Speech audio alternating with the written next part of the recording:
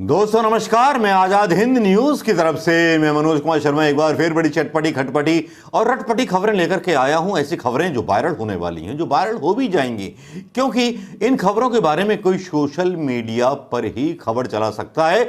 और हमारे अंजना कश्यप जैसे बिकाऊ पत्रकार जो हैं सोए रहते हैं, क्योंकि इनको कोई चिंता नहीं है कि भारत देश के प्रथम प्रधानमंत्री की बेइज्जती की जाए, एक शहीद महिला प्रधानमंत्री की बेइज्जती की जाए, एक शहीद प्रधानमंत्री स्वर्गीय राजीव गांधी की बेइज्जती की जाए। भैया इनको क्या लेना देना, इनको तो रोकड़ा चाहिए, और रोकड़ा जब मिलता है तो रोकड़े से अच्छा क्या होता है। अब जब रोकड़ा कमाना है तो कुछ भी बोलेंगे, झूठ बोलेंगे, सब कुछ बोलेंगे। अमित शाह के बारे में जब बोलेंगे, जब इनको बताया जाएगा या यूट्यूब पर कोई वीडियो वायरल हो जाएगा। लेकिन दोस्तों यहां बड़ा अजब गजब न्याय चला है, और अजब गजब न्याय ऐसा चला है कि जितने भड़वे पत्रकार हैं, बीएनडी पत्रकार हैं, भड़वे कहना सही होगा, कहना होगा तो बोलिए हाँ, भड़वे पत्रकारों के खिलाफ जब से रिपोर्ट होना शुरू हुई है, जैसे कि अमित शाह साहब ने रिपोर्ट करा दी, गिरफ्तार हो गए 4 लोग उनके बारे में झूठी अफवाह फैलाने के लिए। लेकिन क्या अमित शाह साहब को, प्रधानमंत्री मोदी जी को, भाजपा की आईटी सेल को वो बातें याद नहीं आई जो याद गई थी भाजपा आईटी सेल से नेहरू जी के बारे में, गांधी परिवार के ऊपर। लेकिन गांधी परिवार ने तो किस पे केस नहीं किया। एक तरफ अमित शाह माफी मांगते हैं कि साहब मैं नहीं करूंगा, लेकिन चलिए अमित शाह की बात छोड़िए, वो वीडियो आपने पहले सुन लिया होगा। हम बात करते हैं अब उन लोगों की जो लोग मुंह से पानी मारते हैं तो उसमें से बदबू आती है। बदबू ऐसी आती है कि जैसे देश को तोड़ने वाले हों। एक ट्वीट बता दीजिए मुझे किसी भी भारतीय जनता पार्टी के नेता का जो ट्वीट आया हो मजदूरों के माइग्रेशन पे, एक ट्वीट आया हो किसानों की अव्यवस्था पर, किसानों की गरीबों पर, एक ट्वीट आया हो भूख से मरने वाले 75 उन मजदूरों का जो रास्ते में दम तोड़ गए, एक ट्वीट शिवराज सिंह चौहान या किसी मुख्यमंत्री का आया हो, बता दीजिए मुझे। नहीं बता पाएंगे। वहां केवल कांग्रेस दिखाई देगी, प्रियंका गांधी दिखाई देंगी और सारे लोग दिखाई देंगे। चलिए कांग्रेस को पसंद मत कीजिए, कांग्रेस तो बहुत बेकार पार्टी है भाई।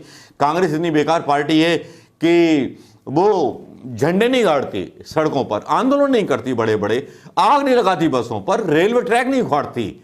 वो तो भारतीय जनता पार्टी का काम है। ये पॉजिटिव राजनीति है जो समझ में आजकल के हिंदुस्तानियों को आती नहीं है। चलिए ये बात तो हुई मेरे एक लेक्चर की, जो मैं अपनी दिल की भड़ास निकालना चाहता था।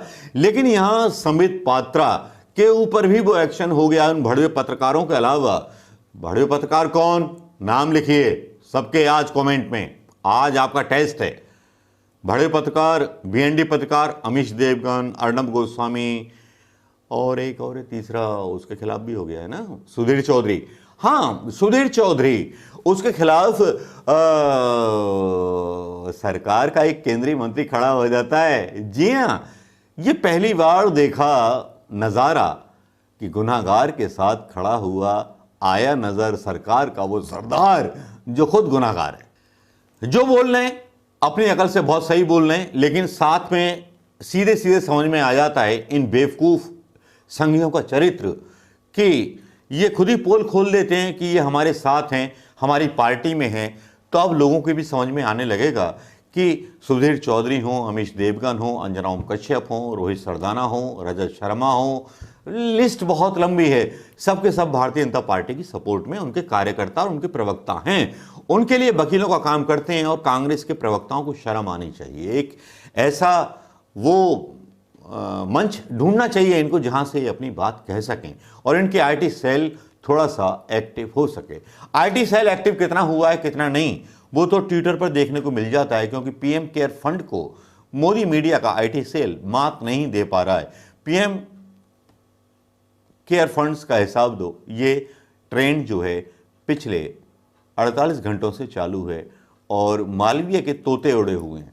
चलिए मालवीय के तोते उड़ गए होंगे, लेकिन बात कर रहे थे हम संबित पात्रा की, जहां से शुरू की थी बात, वही बात मैं करना चाहूंगा दोस्तों आपसे। मेरे पास कोई स्क्रिप्ट नहीं, छोड़ो है। संबित पात्रा ने जो नेहरू जी के बारे में कुछ बोला है, बेजुबानी की है, गलत बातें की हैं, इसके बाद भांड पत्रकारों के बाद संबित पात्रा के पिछवाड़े पर नींबू निचोड़ दिया है कांग्रेस की आईवाईसी सेल ने। संबित पात्रा पर एफआईआर करा दी गई है अब संबित पात्रा जवाब देंगे कि वो कितना पा देंगे अपने मुंह से और कितना निकालेंगे अपने पिछवाड़े से। जरा ये बता दें संबित पात्रा, एक राजनीति की परिभाषा में कहें ना कि असंस्कारी, मतलब पढ़े लिखे लोग सोच नहीं सकते कि ऐसे व्यक्ति प्रवक्ता बना दिए जाएंगे भारतीय जनता पार्टी के जो कुछ भी बोलेंगे इंटेलेक्चुअल्स के सामने। पूरे हिंदुस्तान को मूर्ख समझा है क्या संबित पात्रा ने? राहुल गांधी का नाम पता नहीं कितनी बार लेते हैं लोग, शायद इसी की रोटी खा रहे हैं। गांधी परिवार का नाम कितनी बार लेते हैं, नेहरू परिवार का नाम कितनी बार लेते हैं। सरकार इनकी है, जवाबदारी इनकी है, फिर भी विपक्ष पर सवाल, विपक्ष के नेता पर सवाल। राहुल गांधी हमेशा बोलते हैं भैया हम आपको सपोर्ट करेंगे, लेकिन फिर भी ये जो है लल्लू राम जिसके पिछवाड़े में नींबू निचोड़ चुका है, ये है कि मानता नहीं। तो दोस्तों क्या इलाज होना चाहिए इसका संबित पात्रा का, आप ही बता दीजिए। इसका इलाज ये है, इसको जेल होनी चाहिए और अंडमान निकोबार द्वीप समूह भेज दिया जाना चाहिए इसको, इनके पूर्वजों की तरह, जैसे कि सावरकर को भेजा गया था। दोस्तों कैसा लगा ये वीडियो, शेयर करना मत भूलिएगा। नमस्कार, जय हिंद। संघियों के द्वारा क्या करती